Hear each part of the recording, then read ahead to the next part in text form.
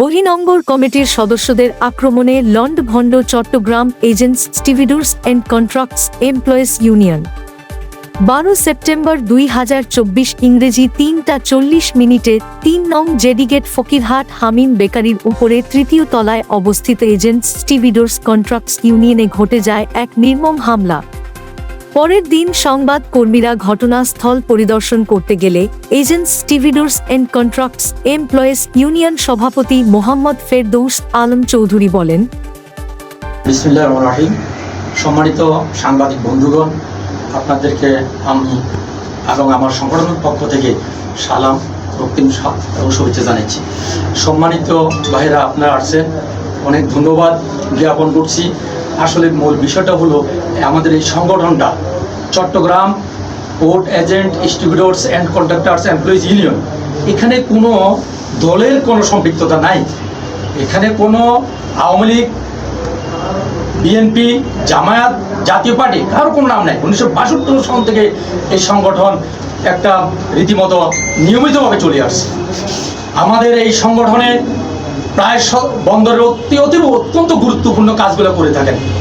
17টা category নিয়ে এই সংগঠন প্রতিষ্ঠিত। এই 17টা ক্যাটাগরির মধ্যে বন্দরে একটা জাহাজ আসা থেকে যাওয়া পর্যন্ত, অর্থাৎ ইম্পোর্ট এবং এক্সপোর্টের যাবতীয় ডকুমেন্টারি কাজগুলো আমরাই করে থাকি। চট্টগ্রাম বন্দরের একজন বৈধ লিস্টেড কর্মচারী, আমার পদবি হচ্ছে সুপারভাইজার। আমরা এই সংগঠনটা করি, আমাদের এই সংগঠন নির্দলীয় রাজনৈতিক সংগঠন, কিন্তু 1962 সালের থেকে এই পর্যন্ত সংগঠন করে আসতেছি। গতকালকে হঠাৎ করে কিছু দুর্বৃত্তরা অবৈধ লোককে প্রতিষ্ঠিত করার জন্য, যা গত 15-17 বছর ধরে এই অবৈধ সরকারের, এই ফ্যাসিস্ট হাসিনা সরকারের আমলে আপনারা জানেন সারা বাংলাদেশে যেভাবে লুটপাট হয়েছে, যেভাবে অর্থপাচার হয়েছে, এই চট্টগ্রাম বন্দরেও এরকম সিন্ডিকেট করে শ্রমিক কর্মচারীদেরকে কথা বলার সুযোগ দেওয়া নেই, কথায় কথায় গ্রেপ্তার বন্ধ, কথায় কথায় চাকরি বন্ধ, এই ধরনের নির্যাতন করে আসছিল। কিন্তু যা আমরা বিগত দিনে পারি নাই, আমার আপনার ছেলেমেয়েরা আজকে সেই বাংলাদেশকে আবার 2024 সালে স্বাধীন করেছে। কিন্তু এই স্বাধীনের পরও আজকে আমরা কেন নিরাপত্তাহীন, কেন আমার অধিকারটুকু আমি ফিরে পাবো না? আমরা বন্দরে যারা আছি, আমরা এনলিস্টেড শ্রমিক কর্মচারী, আমাদের চাকরি নেই।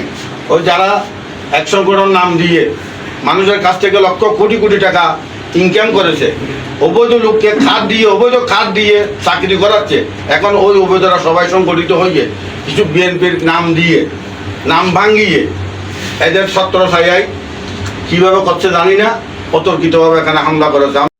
ওই ত্রিপল লাইনেও ফোন করছি, এরাও বলছে যে থানায় যান। এখন থানায় গেছি, থানায় আমাদের অভিযোগটা নেই।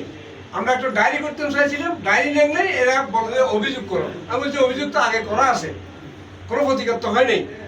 এখন এরা বলছে যে না, আমরা ডায়েরি নিতে পারবো না, আপনারা অভিযোগ দেন। আমরা চলে আসলাম। আমরা আসার পরে দেখি যে কোনো কাম থেকে আমাদের প্রতিকার নেই। সেনাবাহিনী আসার কথা ছিল রাত্রে, আমরা 12টা পর্যন্ত এখানে অপেক্ষা করছিলাম, এরাও আসে নাই। তো আমরা কোনো আইনি প্রতিকার পাই নাই। প্রশাসন এবং এই সাংবাদিক বন্ধুগণের বা সাংবাদিক বা বর্তমান মাধ্যমে আমি এটার একটা প্রতিকার চাই, এবং ওনারা একটা সুন্দর স্বাচ্ছন্দ্যে আমাদের যে এই সংগঠনের অবস্থানটা ওনারা জাতির কাছে উঠাই ধরবেন, এই কামনাই করছি। ঠিক আছে, ধন্যবাদ।